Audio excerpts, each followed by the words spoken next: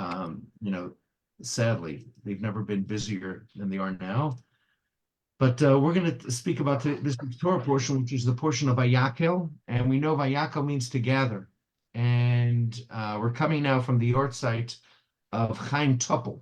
Chaim Topol was the great fellow Tevye on Fiddler on the Roof, and he actually lived for a period of time in Australia, and he used to study with Minna's grandfather, wife's grandfather. They would study Torah together. He was a brilliant man and a great lover of Israel, very proud of his faith. And we'll schmooze about him all. We'll start with, on a lighter note, they tell the story about Sid Luckman. Sid Luckman. Bettel, was he a classmate? Class of 52. Anyway, Sid was one of the best football quarterback players ever. And he was born in Brooklyn. He became a six-time All-Pro football quarterback. And he led the Chicago Bears to 4 NFL titles and enshrined in the Football Hall of Fame. So his parents were immigrants, and they knew nothing about football. They came from the shtetl. And so when he was about to play his first professional game, he thought it would be only appropriate to invite his parents to watch him play football and get a little nachas. Now, he didn't want them to be placed up in the stands somewhere where they would be completely lost. So he had them sit on the bench with the players. In the middle of the game, Lookman drops back, and a linebacker comes through the line and starts to chase him. Now, Sid is fast. He scrambles with the ball. He's running down the sideline with all his energy and might, and a couple of huge 6-foot-tall, muscular, powerful fellows are running after him, and he runs right in front of his parents. It looks like he's running for his life. At which point, his father, who's sitting on the bench, yells out, "Sid, give them the ball. I'll buy you another one." Anyways, they tell the story about Chaim Topol. Chaim Topol, who is the main actor in Fiddler on the Roof. And he charmed generations of theater goers and movie watchers for his great portrayal of that Yid from the shtetl, the long suffering and charismatic milkman and Fiddler on the Roof. And he passed away in Tel Aviv March 9th, 2023, although his Jewish Yortzeit was already. And he was 87 years old. Chaim Topol performed his role as Tevye in the stage musical Fiddler on the Roof more than, are you ready? 3,500 times from 1967 through 2009. And Topol brought the struggles of the generation to the screen, to life, and helped the children of Jewish immigrants understand their heritage. And based on a series of short stories by Shalom Aleichem, who was the father of Yiddish literature, the fictional shtetl of Anatevka and its inhabitants offer an account of Jewish life in the shtetl in Eastern Europe before the First and Second World Wars. So, you know, the song Tradition, that song was one that Chaim Topol song, and it still rings in the ears of many as a Jew. As the song If I Was a Rich Man, or To Life, L'chaim. And we're still amused by Tevye's line as he speaks to God and he says, I know we are the chosen people, but can't she choose someone else for a little bit? Now, Sim Gorwich wrote a few days last year, right after Mr. Topol passed, he wrote in The Guardian and expressed a moving obituary for Chaim Topol, as also about the Fiddler on the Roof. He says, every now and then a celebrity passes away, and it feels like a death in the family. He says, for me and many other Jews, the passing of Chaim Topol is one such occasion. Renowned for his portrayal of Tevye, and in the musical Fiddler on the Roof, Topol came to represent the typical Ashkenazi patriarch, the yiddle diddling his way into collective consciousness. And Sam continues, says, I could still remember the first time, now 30 odd years ago, that I saw the 1971 film adaptation of Fiddler, which was a rite of passage. He says, sitting in a chilly classroom in the synagogue that Sunday morning, I watched in genuine wonder as a world that was once completely unknown came to life in the kind of a black and white and vivid performance. And particularly Topol's. So he says, like most British Jews, my family arrived in the UK sometime in the late 19th, early 20th century, and they were fleeing the pogroms in Eastern Europe. He says, by the time I was born in the early 1980s, the generation that had arrived in London's East End with only the clothes on their back, they were long gone. As the world they left behind had also long gone. He says, growing up in the comfort of middle-class London, I had no inkling that my family life, what it was in the shtetl, and anything close till I saw Fiddler on the Roof. He says the physical details of the shtetl life, as it appeared on the screen, he says, that might have been foreign to me. But the characters felt uncannily familiar, not least because my grandmother shared her name with the film's matriarch. He says, as the eldest of three daughters, it was easy to map myself and my sisters onto Tevye's daughters, Tzeitel, Hodel, and Chava, each with their own determined personalities. And in Topol's face, in his mannerisms, he says, I could see my own father, hardworking, devoted to his mishpucha, to his family. And in Golda, the wife, he says, I saw my mother standing over the Shabbos candles in the home that, you know, his mother in London had created for him as well.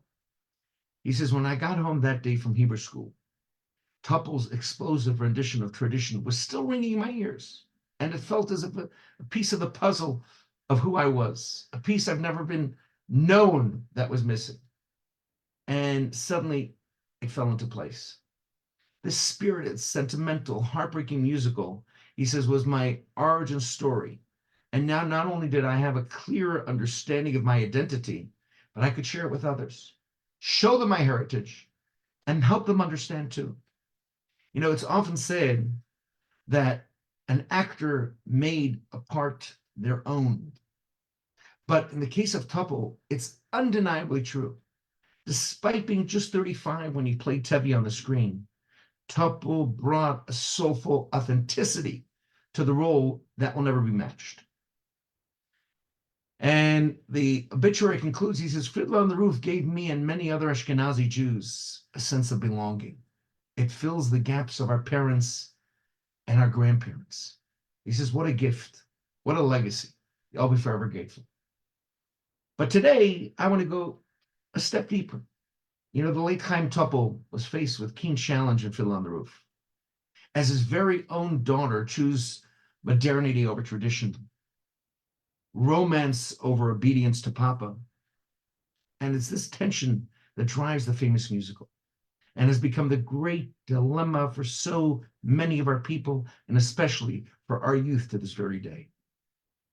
And the names of this week's portion by Akel can give us some perspective. You see, to the casual reader, the names at which the 54 sections of the annual Torah reading cycle, each parsha has its own name, seem quite incidental. A parsha is always named after the first distinctive word to appear in its text. But that's not the case. The names of each Torah portion contain profound significance and meaning. At his weekly Shabbos Fabrengen that we spoke about earlier, the Rebbe would often dwell on the name of the parsha read that week and demonstrating how the single word or phrase indeed enfolds within it the entire breadth and variety of the parsha's contents. And it embodies a single lesson for life. So during a address of this Shabbos in 1982, as well as during the Rebbe's final Fabrengen, which was in 1992, which I was present, he did the same with the name of this parsha. You see, Vayakel means gathering together. It represents assembly, community. As a community is called Kehillah, a congregation which brings together many individuals and forms them into a cohesive entity. So the challenge we have is that next week's portion, the Kudei, which means counting, which kind of means itemization, individuality. You can't count a collective body. You can't count a community. You need to count individuals. One by one, you count it. 1, 2, 3, 4, 5. Now, these are not just two names, but two distinct philosophies of life. Who am I? Am I this week's Torah portion, or am I next week's Torah portion? Am I a part of a family, a community, a people, vayakel, or I'm first and foremost an individual, a man or a woman for myself, who may then choose or not to choose to be part of a larger community. So these two parshas, which kind of follow each other in Torah, are most years, except this year, joined together to form a single reading. But when we stop for a moment and we think about it, it kind of expresses a conflict, interaction and paradox of two definitions of life. And it's these two conflicting personalities that really are the connection to the authentic Jewish perspective on the struggle of Tevye and his family in Fiddler on the Roof. You know, you recall the scene in Fiddler on the Roof when Tevye's daughter Tzeitel, she received the good news that her marriage had been arranged with a butcher. Who's the butcher? Laser Wolf. Now, Tzeitel doesn't want to marry Laser Wolf. She wants to marry her childhood friend, the tailor, Motel Kamza. Why would you marry a skinny, poor, starving tailor when you can marry a wealthy, powerful, prestigious Laser Wolf? She looks at her father and she says, Papa, it's because I love him. I love him. To which Tevye quotes the words of the great rabbi, what's love got to do with it? You see, for Tzeitel's life, it's all about romantic love. She wants to follow her heart. For her father, the poor shtetl milkman, it's all about tradition, yielding to the rigid rules of the community. You see, for the shtetl Jew, the goal of life was commitment to traditions and dogmas of the past. Life was primarily about responsibilities. You had traditions for everything: how to eat, how to sleep, how to wear clothes, how to cut your nails, even whom to marry. And even the most personal of decisions were subjected to the authority, wiser than the individual, to mom and pop, to the matchmaker, to the elders, to the rabbi, to the community. You know, one scene of Fiddler on the Roof, Tevye turns to his wife and he says, Golda, do you love me? Golda says, do I what? Tevye says, do you love me? So Golda looks at him and says, you're a fool. She says, for 25 years, I've washed your clothes. I cooked your meals, cleaned your house, given you children, milked the cow. After 25 years, why talk about love right now? Now, she doesn't understand. She doesn't grasp the meaning of his question. She lives in the world of tradition, a world in which the self is embedded in community and shaped by tradition. Remember, tradition. So this is the classical parsha of this week, Vayakel. Who am I? Who am I? That's a third question. My very sense of I grows out of the community, of the shtetl, of the collective. I'm part and parcel of my family, of my people, of my faith, of my culture. This is who I am. My I is always contextualized within the community, within the kahila, Vayakel. But now we stop for a moment and we're thinking about next week. Next week we get to Vayakel, which has a portion with the opposite name. You see, for modern woman and man, the goal of life is self-expression and actualization. It's the celebration of an autonomous identity. This is the Pekude culture. I want to be counted as an individual. My I grows out of my I, not of any we or us. You see, we teach our children to think for themselves, to stand up for themselves, to go into the ADL march, to take care of themselves, to be proud Jews, to make it by themselves. We worship those who strike it out on their own. The explorer, the pioneer, the frontiersman, the developer, the builder, the entrepreneur, and the rebel. You see, in the days of old, each generation walked on dry land, creating footprint to be followed by the subsequent generation. Parents follow the footsteps of their parents, and their children continued in the same footsteps. Whatever your father was, that would likely be your occupation as well. If your father was a tailor, become a tailor. If your father was a butcher, become a butcher. And if your father was a rabbi, you'd become a rabbi. Modernity is a voyage in water, not on land. When you travel in water, you leave no trace that anyone could follow. The one coming after you, swimming in the water, walking in the water, is encouraged. Indeed, has no choice but to carve out their own route. The sovereign self of modernity revels in the freedom to make choices. Your father's a tailor, you become a doctor. Your father's a butcher, you become a lawyer. Your father's a lawyer, you become an artist. Your mother's a conservative, you become a liberal. Your mother married and raised 4 children, you don't marry at all. And this includes your politics, your personal values, your relationships, your spirituality, even your physical appearance.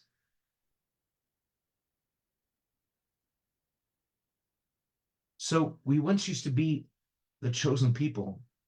Today we have become the choosing people. And there's a magic to living out your personal dreams and passions. We cherish our freedoms dearly. They're a gift of God, but like every blessing in life, they have a trapdoor. We often don't realize it until we get older. Many of us do not realize that we're not designed to live in loneliness. The first thing the Torah says, loy toiv. Loy means no, toiv is good, not good. It's loy toiv. It's not good for a human being to be alone. Children who did not have the proper healthy attachment grow up to be emotionally scarred. And as adults, we're often trying to repair those very wounded attachments. At times, our attachments has been so painful that we avoid any real relationship because it's too scary. So our freedoms are amazing. We could easily become paralyzed by our abundance of choices and fail to choose what is truly good for us in the long run. What will bring us meaning and happiness in our deepest core? So instead of using our power of choice to embrace an ideal and relationship in life with inner passion and commitment, we often use our individual freedom to shy away from putting in our eggs in one basket, from ever committing ourselves fully to anyone or anything larger than ourselves. We're frightened from long-term responsibilities. We are frightened from long-term relationships, lest they confine us. So we ensure that we have no strings attached to anything for too long, so we can always fly away to the new attraction. A friend called me and said, Rabbi, I've been married for 9 years.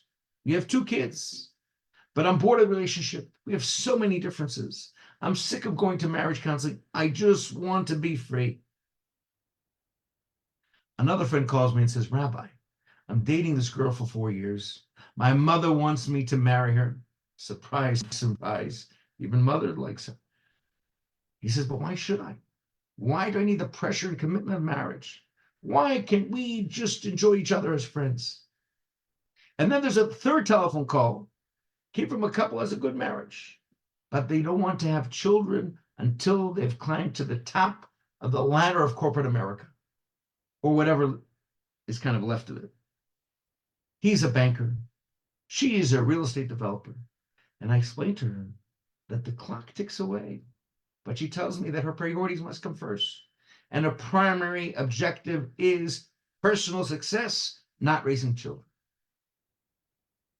Now, all these callers are fine people. They're all nice, tolerant, respectful. They're simply products of a culture that Henry James once called a hotel culture. A hotel's a place that we sleep and a place that we eat, but we don't live there. We don't set roots down there. It's not ours. In a hotel, you never fully unpack. In a hotel, you could leave a mess and someone comes in the middle of the day, someone you don't know. And by the time you get back, it's all nice and neat and pristine. It's all sanitized, antiseptic, and clean. You see, in a hotel, we don't care who lives next door, who lives across the hall. Their affairs are none of our business. We'll just check out and move on tomorrow. We refuse to commit ourselves to one person, one place, one way. You see, we live in a world of eyes. Since we've consumed an apple from the tree of modern technology, everything is I. iPod, iMac, iPad, iPhone, iTunes, finally made Sony the inclusive we, but now it's spelled like this, W-E-I-I, with two I's. The I has become double. They tell the story in a lighter note. The young man was very excited because he just won a ticket to the Super Bowl. And it's, the excitement of being by the Super Bowl, and suddenly he got a little not that excited because he realized that his seat was in the back of the stadium. And as he searched the rows ahead of him for a better seat, he found an empty seat, one right next to the field. And he approached the man sitting next to the empty seat, and he asked, "Is a seat taken?" The man replied, "No." So amazed, the young man asked, "How could someone pass up a seat like this?" And the old gentleman responded, "That's my wife's seat. We've been to every Super Bowl together since the day we were married, but she passed away." "Oh, how sad," the man said. "I'm so sorry to hear that. But couldn't you find a friend or a relative to come with you?" "No," says the man. "They're all at the funeral." Anyways, they tell the story that we all understand why so many cherish the freedom from long life commitments and responsibilities. After thousands of years of dogma, dictatorships, rigid rituals, and a life of never-ending traditions and duties, we finally were set free. We're the liberty to be ourselves, to live the way we wish to live without any external impositions. And this freedom is a gift, but it comes at a cost. You see, the more we make sovereign, choosing self, the locus of all value, the harder it is to connect with one another, the lonelier we become. The sovereign self is wary of deep connection. You see, community, friendship, family, it comes with demands, with expectations. It demands sacrifices of us. It imposes strictures of our choices. It casts guilt on those who violate its rules. "Why did you come home late?" she asks you. "Why haven't you called your mother this week? Why haven't you been in shul all year? What kind of friend are you? You don't call me when I'm sick." And we run the other way.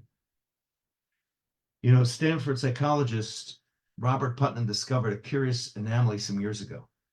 There are more Americans bowling than ever before, but many fewer bowling in organized leagues. More and more of us bowl alone. And Putnam continued that he expanded his research and discovered that Americans have backed away from many of their associations. Membership in PTA has declined dramatically, as has affiliation with civic clubs, communal political organizations, neighborhood groups, synagogues, churches, municipal leagues, ethnic associations, all have dropped hugely over the past 35 years. You see, the fabric of community has grown thin and frayed as we have lost what he calls our social capital, that set of associations and social connections that bind us into a coherent community. So this sovereign self, the self that accedes to no demands but its own, is destined to corrode and destroy every social connection, marriage, family, friendship, faith, community, because all social connections come with demands. Sovereignty atomizes society.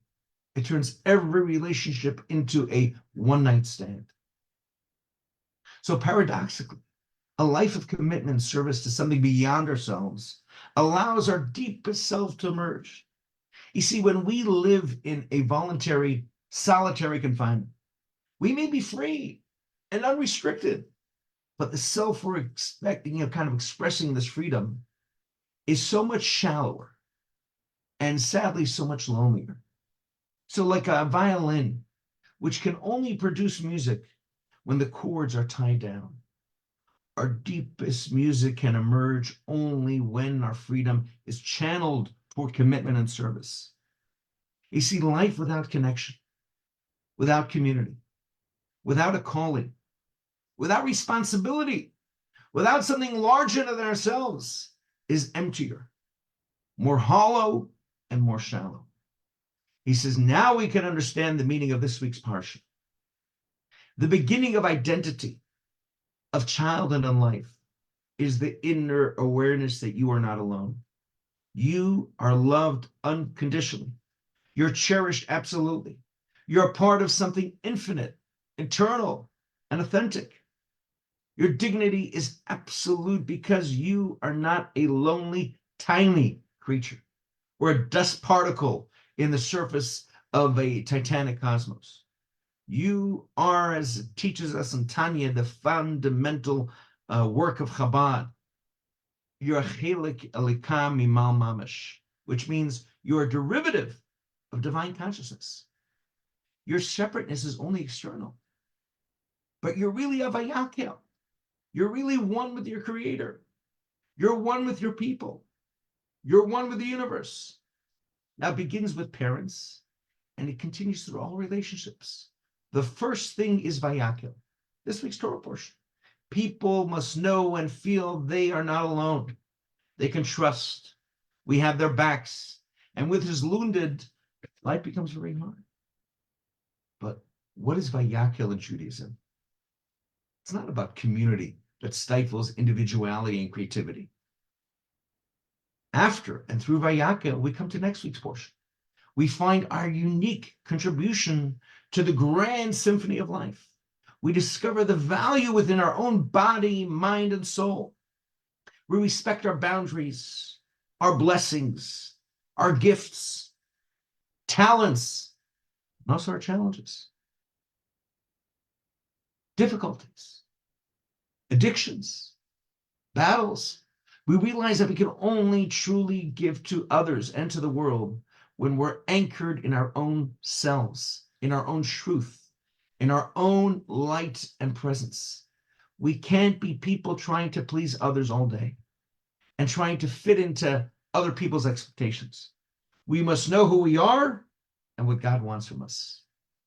And this is where the Fiddler fell off the roof. It portrayed all of the shtetl community life as mindless, lacking any curiosity about the real world and the desire for individual expression. Now, this is childish because Jews have been around for thousands of years and have produced some of the greatest and most curious minds.